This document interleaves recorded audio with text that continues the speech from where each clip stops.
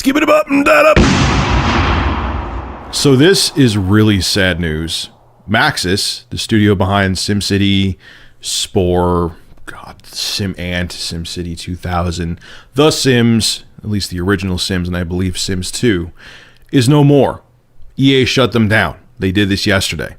They actually made an announcement about this, and this is what they had to say. Today, we are consolidating Maxis IP development to our studios in Redwood Shores, Salt Lake City, Helsinki, and Melbourne locations as we close our Emeryville location. Now, Kotaku had a really interesting point in their article, which I'll have listed below in the description. The Game Developers Conference is going on right now. Game Developers Conference, where people from, or developers from around the world get together to celebrate games. And they announced that they're shutting down one of the most legendary studios ever yesterday. Can you get even any more douchebag, EA? Like, this is a douchebag move. Like, even for you, it's almost unexpected. But anyway.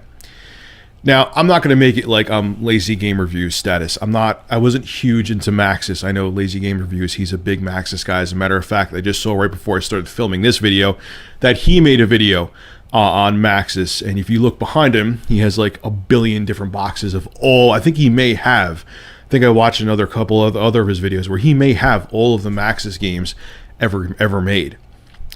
But on the same note, even though I'm not a huge Maxis fan, I have to thank them for giving me like one of my best childhood memories, and I'll talk about that now.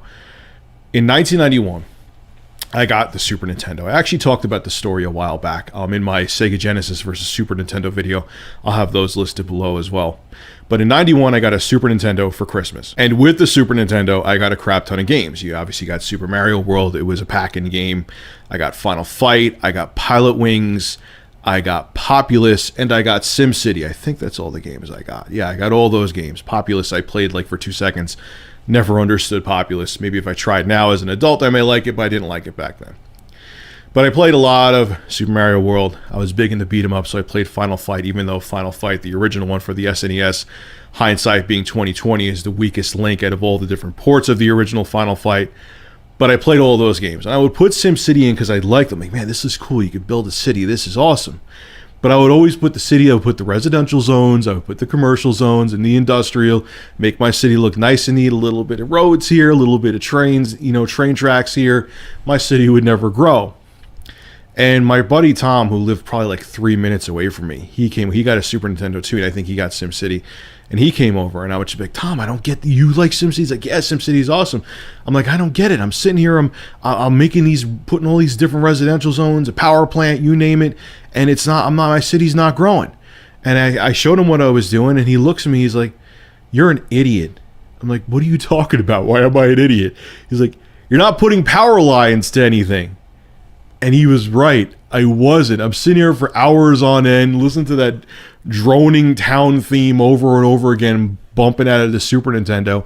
And the reason my city wasn't growing was because of the fact that I wasn't putting power lines. But once I figured that out, that dirt moment I had there, the game was awesome. I remember he showed me this cheat that he learned from I believe it was maybe from a Nintendo Power magazine. Forgive me if I'm wrong, where you put like a donut of residential zones, a donut of industrial, donut of commercial.